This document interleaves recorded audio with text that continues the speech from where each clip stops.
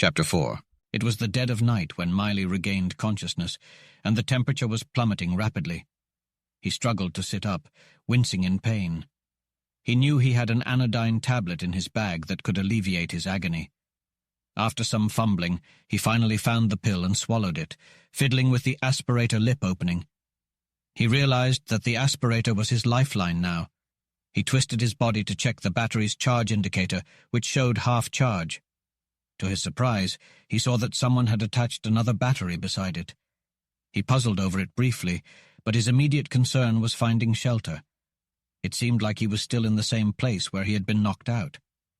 A light was emanating from a small station nearby, and he stumbled towards it, clutching the few quarters he had left. He thought it might have been better if the tube men had killed him. Batteries were an absolute necessity here, and food and shelter were expensive. He had no skills to earn his way, and he had only a day or so left. But for now, he had to find warmth before the cold took him. The tiny restaurant in the station was still open, and the air was warm inside. He took off the aspirator, shutting off the battery. The counterman didn't even look up as he entered. Miley gazed at the printed menu and winced. "Soup," he ordered, the cheapest item he could find. The counterman stared at him, obviously recognizing his Earth origin. "You adjusted to synthetics?" Miley nodded. On Earth, people consumed a mixed diet, with synthetics for those who couldn't afford natural foods. But Mars was entirely synthetic. Many of the chemicals in food could exist in either of two forms, or isomers. They were chemically identical, but differently crystallized. Sometimes either form was digestible, but frequently the body could only use the isomer to which it was accustomed. Martian plants produced different isomers from those on Earth. Since the synthetic foods turned out to be Mars normal, that was probably the more natural form. Research aimed at enabling the early colonists to live off native food had discovered an enzyme that allowed the body to handle either isomer. In a few weeks of eating Martian or synthetic food, the body adapted. Without more enzyme, it lost its ability to handle Earth-normal food.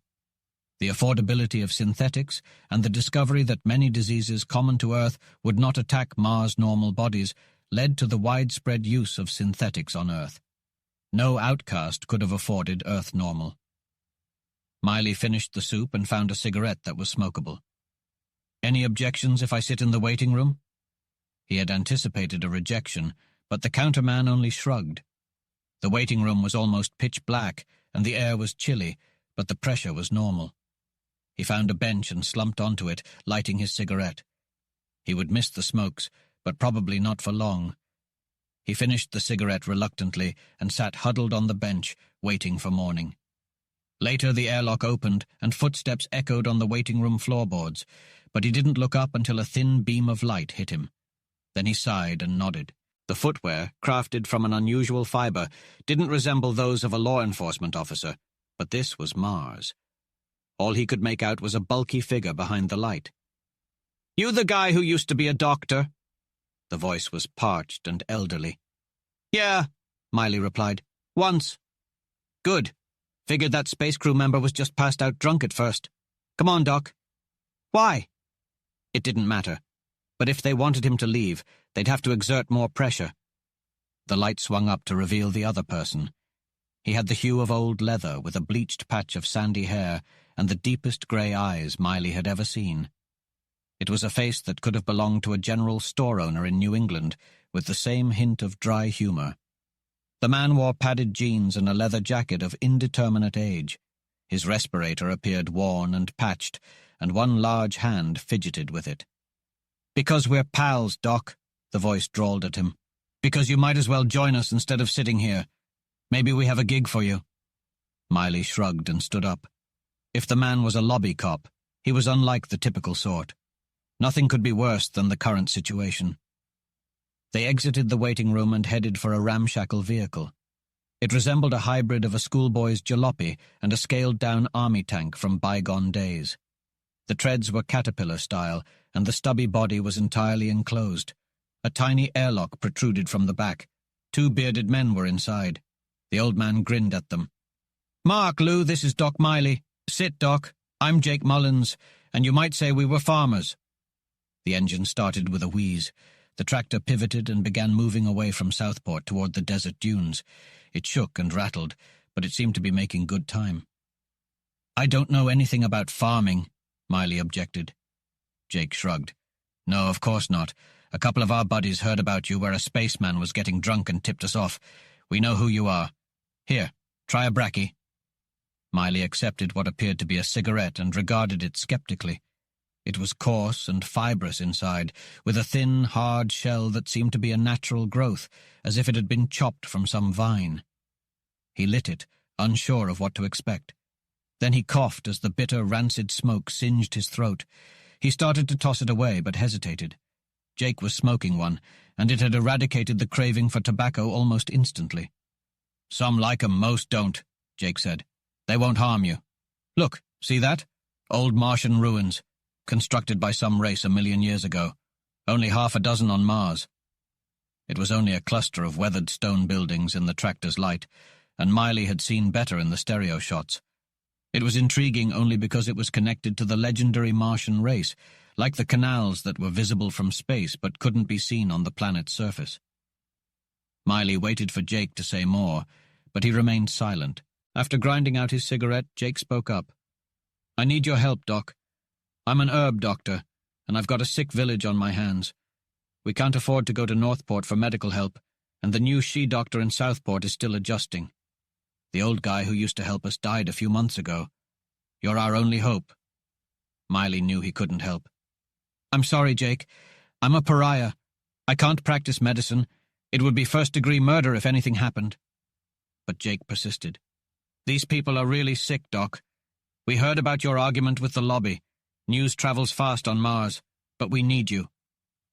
After a bumpy ride, they arrived at a village of small huts. Miley was led to a large room filled with sick people. 2 had already died. Miley recognized the black specks on their skin as polio, a disease that could attack Mars-normal flesh. There was a cure, but Miley didn't have the serum. Jake mentioned a Kenny treatment that could prevent the children from being crippled for life. Miley knew he couldn't help, but Jake was grateful for the visit nonetheless. Miley jotted down his requirements, recalling the treatment's details. Exercise, hot compresses, massage. He'd have to do it himself to get the feel of it, as he couldn't explain it well enough. But he couldn't abandon the kids either. "Maybe I can help," he said dubiously as he approached a cot. "No, Doc." Jake's voice lost its humor, and he restrained the younger man. "You're doing us a favor, and I won't let you stick your neck out too far. You can't treat them yourself. Mars is tougher than Earth. You should live under space lobby and medical lobby here a while." "Oh, maybe they don't mind a few fools like me being herb doctors, but they'd sure hate to have a man who can do real medicine outside their hands. You let me do it or get in the tractor and I'll have Lou drive you back. Once you start in here, there'll be no stopping. Believe me." Miley looked at him, seeing the colonials as people for the first time. It had been a while since he'd been treated as a fellow human by anyone. Jake was right, he knew. Once he put his hand to the bandage, eventually there'd be no turning back from the scalpel. These people needed medical help too desperately. Eventually the news would spread, and the lobby police would come for him. Stan couldn't afford to shield him. In fact, he was now certain that she'd hunt him night and day.